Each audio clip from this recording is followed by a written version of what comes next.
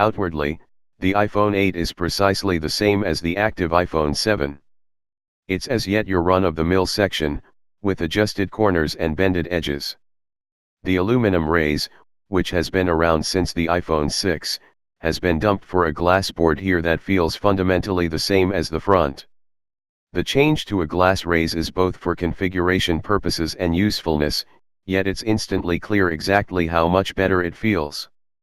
Created in conjunction with Corning, the glass is much grippier than aluminum and includes an eminent additional piece of weight. On the Plus model it feels too overwhelming, however here it works splendidly. Sandwiched between the glass is the 7000 arrangement aluminum edge, which is home to the volume rocker, receiving wires, and bolt switch. My one slight inconvenience with the glass configuration is that it doesn't exactly mix into the aluminum edge as it did in past models. There's an eminent lip between the finish of the glass and the begin of the metal, and my fingernail regularly gets captured in it. It's a minor outline idiosyncrasy, be that as it may.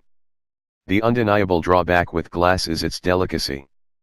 The stress here is that a drop that wouldn't have left any enduring harm on the iPhone 7 will leave the iPhone 8 with a genuinely split back. For example, despite the fact that the Samsung Galaxy S8 should profit by intense Gorilla Glass 5, my gadget finished life as a sparkling wreckage of glass shards after a 2 feet drop onto a wooden floor. Apple obviously understands this is an issue, asserting the iPhone 8 has the most strong glass ever in an iPhone. My unit has been fine up until now, however I haven't put it through any thorough drop tests.